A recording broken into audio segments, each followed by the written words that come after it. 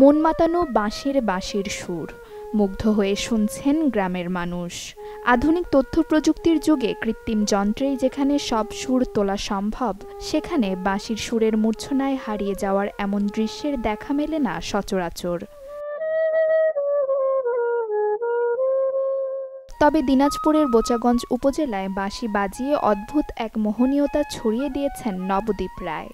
YouTube দেখে বাঁশির সুর আর এই বাঁশিকে আয়ত্তে এনেছেন তিনি।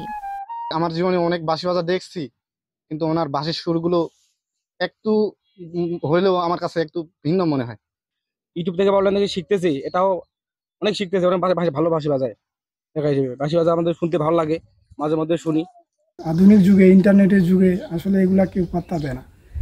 তারপরেও আমি এটা নিজ উদ্যোগেই আমি এটা ধরে রাখার চেষ্টা করতেছি আমার যতদূর সামর্থ্য।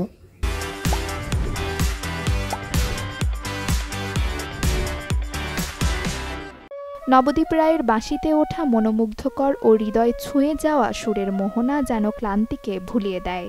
এই বংশীবাদকের প্রতিভায় গর্বিত পুরো গ্রামবাসী। ভালো বাঁশি বাজায়, লেখাপড়া ভালো, সে অনেক বুদ্ধিমান ছেলে।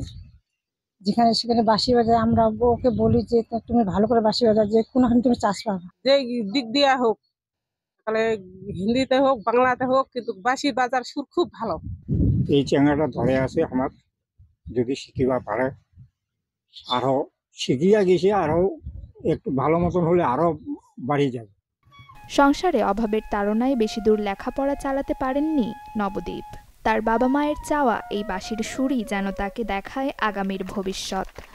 টাকা পয়সা তো কম নাই, আশেপাশে গুরুও নাই, এখন মোবাইলে শিখেছে আর কি।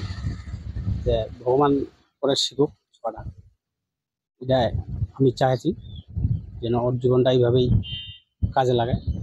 আমার খুব আশা, এখানে শিখি, চেষ্টা করুক, কি হয়। নবদ্বীপের মতে এই বাদ্যযন্ত্র দিয়ে সবার মন জয় করা যায়।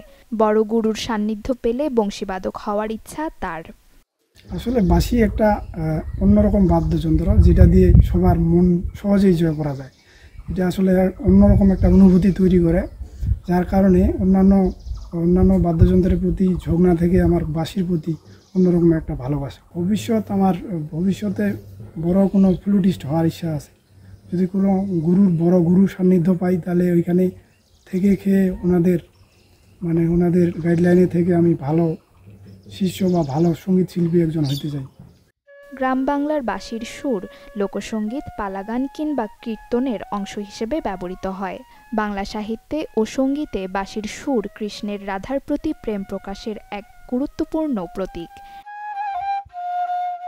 Desk report, channel 24।